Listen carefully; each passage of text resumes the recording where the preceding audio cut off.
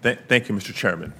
Similar to Senator Tillis, I'll articulate some questions and concerns, but refrain from flooding the committee with a dozen amendments or more, but rather articulate the questions and concerns that we can address. And let me start by saying I agree with you, Mr. Chairman, and the bill sponsors that there are significant issues, competition issues, facing the tech industry. And I agree with Senator Klobuchar that self-preferencing is one of them. Just like I agree with Senator Blumenthal that we need to enhance competition within the app ecosystem to ensure that consumers are empowered and benefit from quality, from innovation, and from choice. I represent California, home to the most populous and diverse state in the nation, population of 40 million.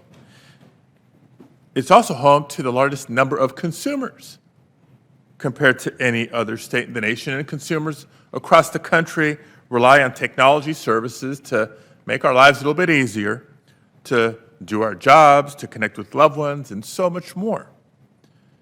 California is also home to many large, successful technology companies and even more startups and innovators and entrepreneurs. And please, colleagues, let's not forget the many workers who are employed directly or indirectly by the technology industry at all levels of the supply chain. So just as I've in the past considered tech bills as a member of the Los Angeles City Council, as a California state senator, now as a United States Senator, this is my approach. I strive for policy that is inclusive and balanced of all these considerations. But let me make it clear. My first and foremost lens is how technology can help consumers. Now, having said that, I'm not yet convinced that this bill, as currently drafted, will actually provide the net benefit to consumers that we're seeking. I think we all agree that dominant tech firms that operate and compete on marketplaces can and do limit the ability of consumers to benefit from product innovation and choice. And one of the ways in which technology companies do this is by limiting the visibility and opportunity of smaller app developers and businesses. On the other hand, I respect that many consumers like the convenience of self-preferencing that enables them to type something into a search engine and receive answers to their queries right then and there without having to go through additional clicks or additional links. This is now a staple feature across search engines today. Now, this may be a simple example, but a lot of what has powered technological innovation over the last couple of decades has been the power and convenience of integrated services working together to the consumer's benefit. But given the broad language in this bill, here's a question. Is this committee choosing to trust regulators and courts to crack down on harmful self-preferencing practices while allowing activity that benefits consumers? I think we should approach this problem in a more measured manner to ensure we clearly identify and distinguish self-preferencing activity that hurts consumers from activity that actually helps consumers. I mean, the bill doesn't even define the term preferencing. For each covered platform, what constitutes that covered platform's operators' products, services, or lines of business? Or in the affirmative defenses section, what part of a covered platform constitutes core functionality? Important terms. Or even, how will the courts and litigants determine which services constitute a critical trading partner under this bill? If we want to crack down on anti-competitive behavior, and I do, and we agree exists, we need to be thoughtful about how we actually do that. And I'll just briefly echo some of the members that have raised the desire for a full committee hearing on this. I respect that there's been subcommittee hearings on the topics, I do, but I do think a full committee markup would best serve our consideration on this bill, and I'll recognize that this markup today is already a week earlier than was originally scheduled. Now, as several other committee members have already expressed, I share the concerns about the potential negative impact on consumer privacy and cybersecurity, so I won't go into details there. But more broadly, I do want to acknowledge that policymaking is often about incentives.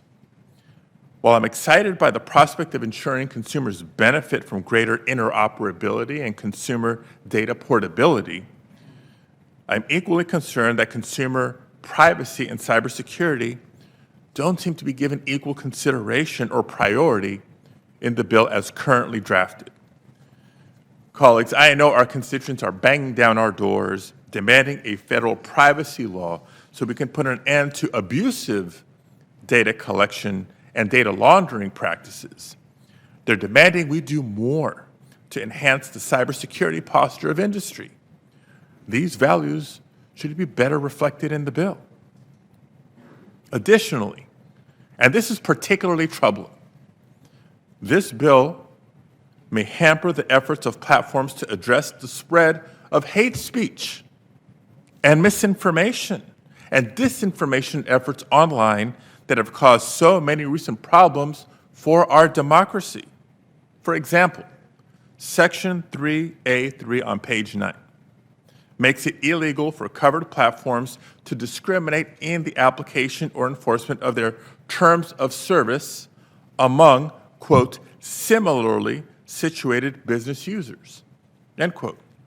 Now, this provision can be a gift to bad actors seeking to prevent platforms from blocking business users that peddle hate speech or, imagine, election disinformation.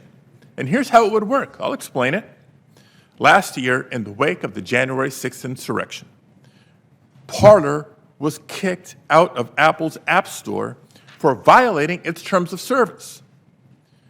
If this bill had been law at the time, all a state attorney general would have to do is immediately threaten to file a lawsuit if, quote, other similarly situated business users, end quote, that were violating the terms of service were not also simultaneously kicked out of the App Store. Or worse, perhaps facing this new liability imposed by the language in this bill, Apple could have considered removing its terms of service mandating that apps have policies to deal with violence. And Parler could have stayed up even longer. Now, this morning, the nonprofit Free Press expressed this very same concern, as have others. And finally, I believe the bill includes an arbitrary definition of a covered platform. And again, other members have referenced this. It's no secret that this bill was designed to go after Facebook, Amazon, Google, and Microsoft. But my question is, why are we concerned about just them in a competition bill that should be improving competition across industry? Why distinguish between Amazon Marketplace and Walmart Marketplace if the practices are comparable? A $10 billion company versus a $100 billion company, they both have economic significance. If the concern is that self-preferencing the activity, the practice, is bad, when these few companies do it because of their dominance, then isn't it also bad when other large firms beyond these five adopt these same practices? So while I genuinely, trust me, I wholeheartedly embrace the premise of this bill in trying to rein in anti-competitive behavior by dominant tech firms, the bill, again, as currently drafted, doesn't quite completely hit the mark. But Mr. Chairman, sign me up for working to ensure that we address anti-competitive behavior in the tech sector, and sign me up for working with you and others to ensure that these large tech companies that play such a massive role in the daily lives of so many are well-regulated by this committee and by active and well-funded regulatory agencies. Now, knowing that there's still a number of amendments to be considered and acted upon today, I'm not sure what my final vote will be today, but I do believe that regardless of the outcome, self-preferencing is an issue that needs to be addressed. And certainly, I'll look for some significant changes in addressing the issues I've outlined this morning to be addressed before I would consider supporting this measure on the floor of the Senate. Thank you. Mr. Chairman, just for the record, I appreciated the words of my colleague. There is a standard, and the standard in the bill is more than that Senator Grassley and I have worked on over the year.